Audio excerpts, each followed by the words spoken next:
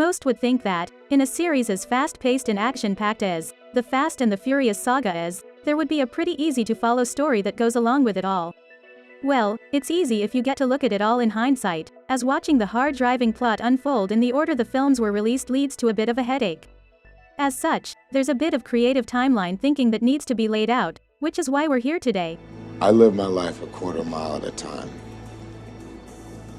Nothing else matters, not the mortgage, not the store, not my team and all their bullshit. For those 10 seconds or less, I'm free. Living life a quarter of a mile at a time leads to some interesting story hiccups, especially when the Fast Saga requires audiences to do some mental gymnastics to make it make sense.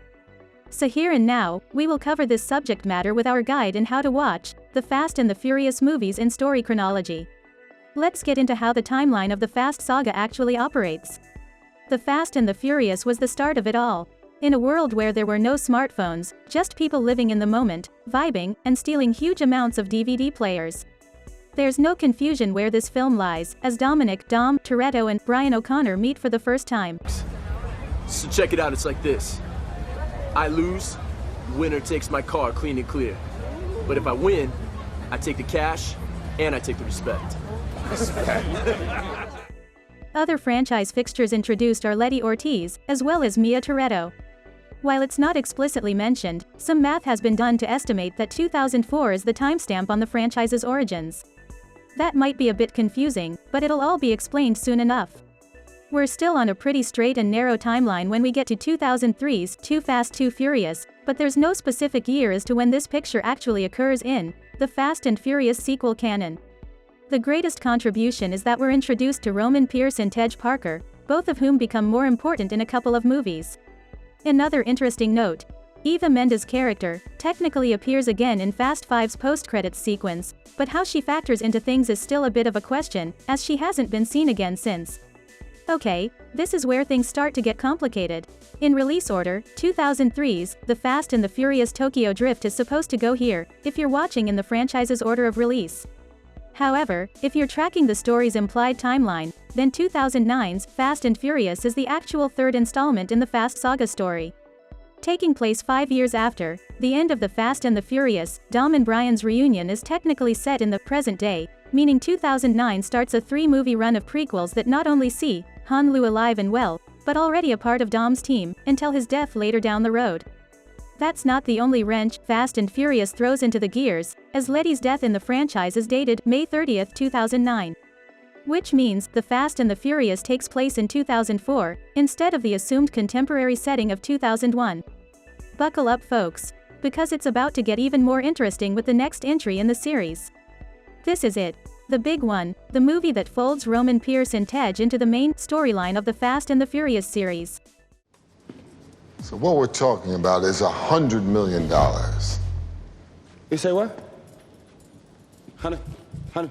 See, sometimes I be overthinking, man.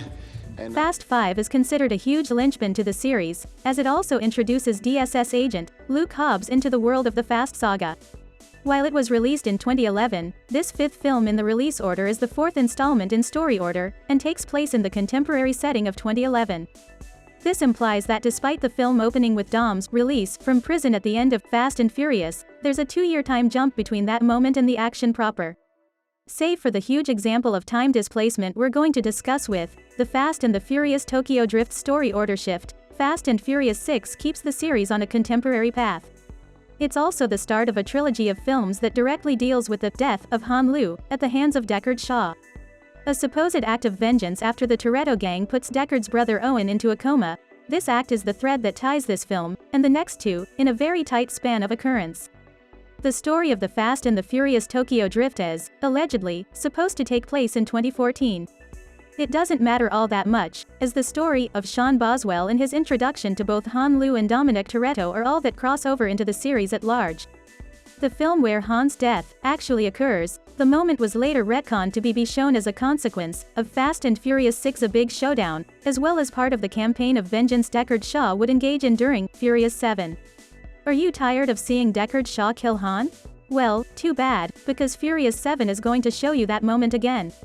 Looped into the story of this particular entry, we see that Deckard kills Han just as Brian O'Connor is about to escape a particularly explosive fate, set up by the walking and breathing Shaw brother. So that fact ties this movie into the 2014 timeframe, making Tokyo Drift's Sean Boswell the oldest teenager to have ever existed since Dick Clark himself. From this point in the Fast and the Furious timeline, the Fast saga is a contemporary affair yet again. Don, cars don't fly! The fate of the Furious is done with showing the death of Han Lu, and the movies have caught up with the clock of the world, seeing the present day enjoying all of the vehicular mayhem that Dominic's family could muster. While there are suggestions that this film takes place in a contemporary 2017 setting, the fact that Dom's baby with former girlfriend, DSS agent Elena Nevis was conceived pretty close to the time he found out Letty was still alive, pegs this film in a window of time closer to 2014-2015. Little Brian's age in the fate of the Furious backs this theory up pretty well, as he's still small enough to fit in an easy-to-juggle car seat. Just ask Deckard Shaw. Where's that smile? There it is. Unless there are any more objections or retcons thrown into the Fast and the Furious timeline, it's to be assumed that Fast and Furious Presents Hobbs and Shaw takes place in its contemporary release year of 2019. Not satisfied with getting into trouble with the Toretto family, Hobbs and Shaw beat Brixton, aka Black Superman, after becoming pretty good friends in the Fate of the Furious. And now you see why the timeline that is the Fast and the Furious saga is a ball of loose yarn, gently tied together enough to make some sort of sense.